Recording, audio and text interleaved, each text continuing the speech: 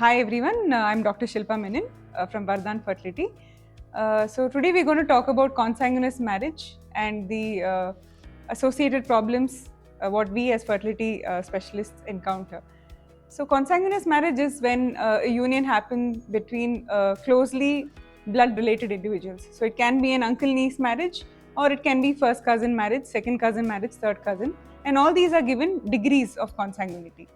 So this is very much prevalent in South Asian countries, and especially we see it in South India. And most of the patients are unaware of what happens because of this. So we sitting on the other end are usually seeing conditions like birth defects, monogenic disorders, other than structural anomalies, genetic diseases, all of which can be prevented if diagnosed early. So I understand that this marriage, this whole concept of consanguineous marriage is because of our cultural, traditional beliefs and socio-economic reasons, which cannot be avoided. But definitely we can ask the couple who are planning to get married to their close blood relatives to come forward and get a screening test done. So what is a screening test? Many patients tell, I look normal, I don't have any family history, and there is no mental retardation in the family, nobody is having any kind of deformity.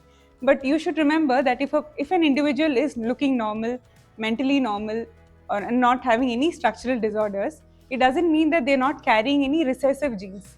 So when you come to the genetic analysis, there are two types. One is dominant. Dominant will definitely manifest in an individual. When it comes to recessive genes, it is something which a partner will carry and not manifest. So if two individuals are getting married and both of them are carrying a recessive trait of a certain disease, and when they get married and they have an offspring, the offspring has a chance of 25% acquiring the genetic disease because of both the recessive genes coming in together.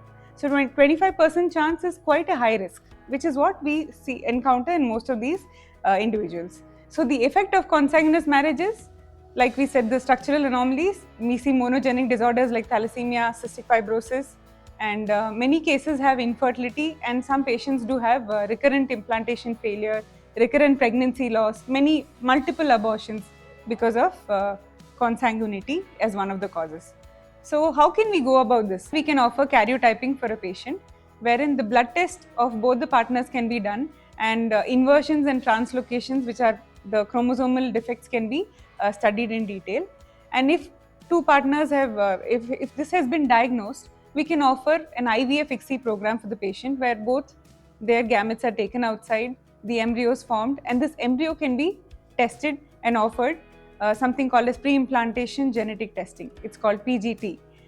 So this is a invasive procedure which can be done only through IVF, and wherein only a single cell of the embryo in a form of embryo biopsy, the cell is taken and that cell is studied in detail for any chromosomal or genetic disorders. So in this PGT, what is pre-implantation genetic testing, there are three types. One is PGT-A, which is aneuploidy, wherein you can screen for Down syndrome, Turner syndrome, which are all syndromes which can be diagnosed later once a patient is conceived, but still PGT-A can be done at an earlier stage.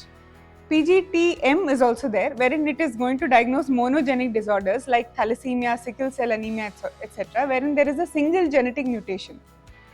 So this PGT-M can be offered in a patient who has a strong history of thalassemia in the family, sickle cell anemia in the family, etc. So if there is a strong family history, and again, like I said, close blood relatives are planning to get married, you can come forward, get yourself screened and go ahead for PGT-M.